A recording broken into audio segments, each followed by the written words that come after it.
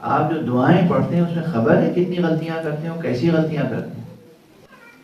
اب کتنا بڑا انقلاب ہوتا ہے. یہ مشہور مثالیں شاید سن بھی چکے ہوں آپ، پھر میں یاد دہانی کرا رہا ہوں. صاد، سین، تے، یہ تین آوازیں الگ الگ ہیں. سین، تے، صاد. صاد سے اگر صلی کہیں تو اس کے معنی یہ پروردگار رحمت نازل فرما. یہی اگر صاد کی جگہ سین کرتے ہیں، صلی کہیں تو اس کے معنی یہ پروردگار تلوار کھینچ، عذاب نازل کر، ہلاک کر دے. بس اب آگے تو میری ہمت نہیں کہ میں پورا جملہ کہہ کے ترجمہ کروں. صبح سے شام تک درود پڑھتے ہیں آپ حضرات، کہتے کیا ہیں؟ جو کہہ رہے ہیں آپ کیا کہتے ہیں؟ حضرات محمد و آل محمد کی شان میں کیا کہہ رہے ہیں؟ اور جو شخص حضرات محمد و آل محمد کی شان میں ایسی نعوذ باللہ دعا کرے، اس پر آگ برسنی چاہیے آسمان سے. یعنی خاکم بدہن نقل کفر کفر نباشت سمجھنے سمجھانے کے لیے کوئی کہے یا اللہ محمد و آل محمد پر تلوار کھینچ، ہلاک کر دیں، اس پہ آگ برسنی چاہیے. ایک شک کرنے والے نے صرف مولا امیر المومنین کی ولایت میں اور پیغمبر کی صداقت میں شک کا اظہار کیا تھا تو آسمان سے اس پر پتھر نازل ہوا اور وہ ہلاک ہو گیا. یہ حقیقت ہے، یہ افسانے تھوڑی ہیں. یہ کوئی موضوعات جعلی روایتیں نہیں ہیں، یہ حقیقت ہے. ولایت علی ابن ابی طالب میں، صداقت پیغمبر میں کوئی حقیقتاً شک کرے اور عذاب نازل خدا سے طلب کرے، فوراً عذاب نازل ہوگا. ہم لوگ نادانی میں جہالت میں کر رہے ہیں، مگر نادانی اور جہالت کب تک؟ کیوں جہالت سے اتنی محبت کیوں؟ مشکل کیا ہے؟ تھوڑا سا وقت نہیں دے سکتے کہ قرآن مجید صحیح پڑھ سکیں، نماز تاکہ 2 رکعت صحیح ہو جائے. ہینڈی کیپڈ ہیں، مجبور ہیں، یہ حصہ کام نہیں کرتا، نعوذ باللہ لقوا زدہ ہیں، فالج زدہ ہیں. پیدائشی خلقی کوئی کمزوری ہے؟ کچھ نہیں ہے. توجہ نہیں ہے، یقین نہیں ہے، محبت نہیں ہے قرآن سے، زبان قرآن سے. دنیا میں ڈوبے ہوئے غفلت ہے. اصلا خدا کو ایک زندہ حقیقت نہیں سمجھتے. خدا ایک زندہ حقیقت ہے. پھر کہوں گا خدا ایک لفظ نہیں ہے، خدا ایک تصور نہیں ہے، خدا ایک زندہ حقیقت ہے. 28 حرف ہیں، 28 اور 3-4 ایسی آوازیں ہیں جو زیادہ ٹیکنیکل ہیں، تھوڑی سی محنت کرنی ہوگی، تھوڑا سا آرٹیکولیٹ کرنا ہوگا. سب آسان ہے، اتنی مشکل تھوڑی، امپاسبل چیزیں نہیں ہیں. صرف یہ ہے کہ غفلت. کیوں ہے غفلت؟ یہ سمجھ میں نہیں آتی. اور ماشاءاللہ میں اوروں کو کیا کہوں، جو لوگ نمازیں پڑھاتے ہیں جن کی روزی روٹی نماز پڑھانا ہے، جن کی روزی روٹی نماز پڑھانا ہے، ان کی غلط ہے. درست کس کو دھوکہ دے رہے ہیں؟ عوام کو، فرشتوں کو، خدا کو؟ کس کو دھوکہ دے؟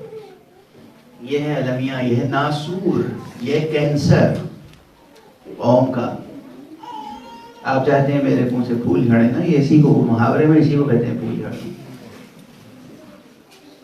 اردو جو محاورہ ہے نا اس میں اسی کا نام ہے پھول جھڑنا. لٹرلی تو پھول جھڑ رہے اور کیا ہو سکتا ہے.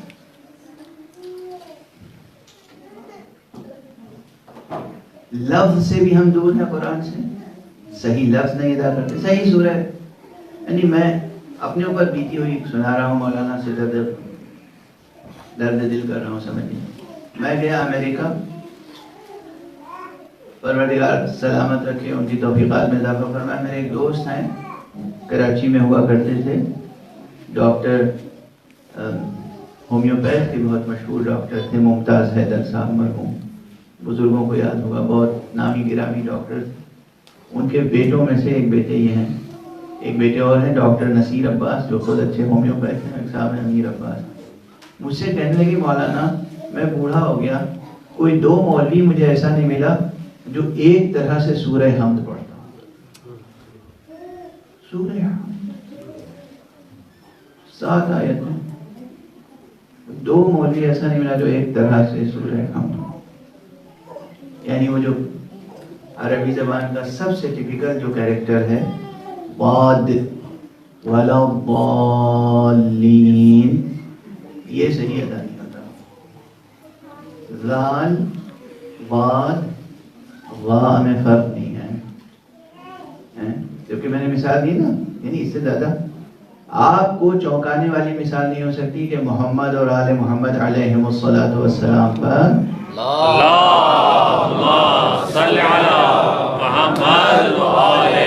وہ درود پڑھتے ہیں، آپ صلوات پڑھتے ہیں اللہم صل علی محمد وآل محمد، خدا نخواستہ ایسے آپ صلی نہ کہہ کے صلی کہیں تو زمین تا آسمان معنی میں انقلاب آ جاتا ہے.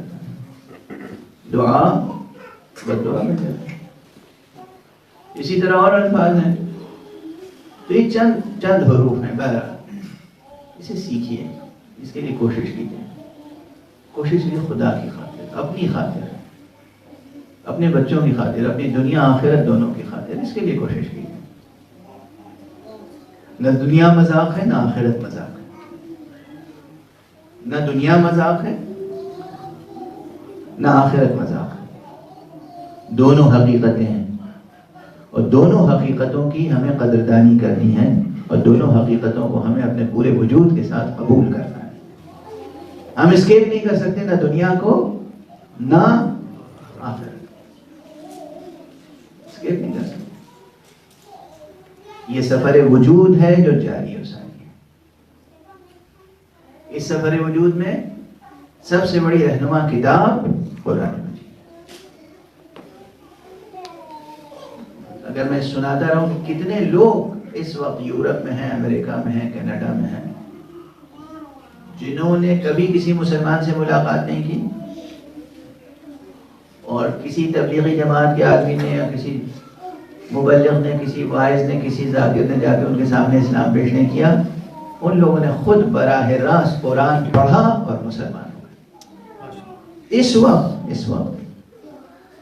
اور صرف یہ جو مظہر ہے، یہ جو واقعات ہیں، ان کو سامنے رکھ کر کہ آپ کو یقین نہیں ہوتا پیغمبر کے اس قول کا کہ قرآن سب سے بڑا معجزہ ہے. معجزہ کسے کہتے ہیں؟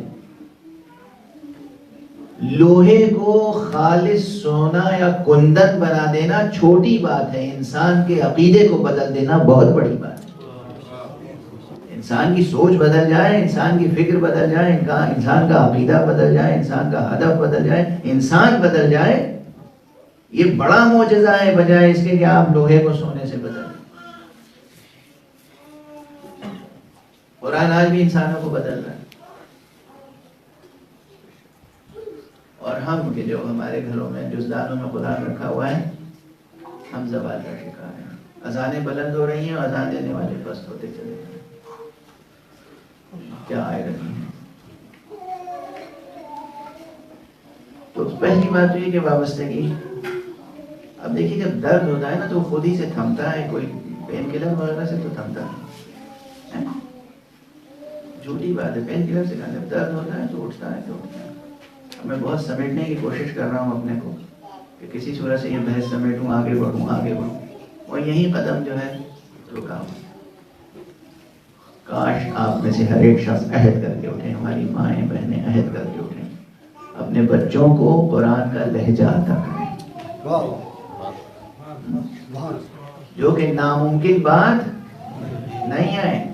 اگر آپ یہ چاہتے ہیں آپ سے اور آپ کے بچوں سے بی بی فاطمہ زہرا خوش ہوں، جناب سید زینب سلام اللہ علیہ، اللہم صلی علی محمد وآل محمد کی شفاعت نصیب ہو آخرت میں اور دنیا میں. ان کی محبت آپ کے دلوں میں ہمیشہ ہمیشہ قائم رہے، سلب نہ ہو جائے یہ نعمت ولایت. تو اس کے لیے قرآن ایک بڑی شرط ہے، بڑی شرط. کہیں حاشا وکلا قرآن کی اہانت نہ ہو جائے، قرآن کی توہین نہ ہو، قرآن کا استخفاف نہ ہو، قرآن کو ہلکا نہ سمجھے.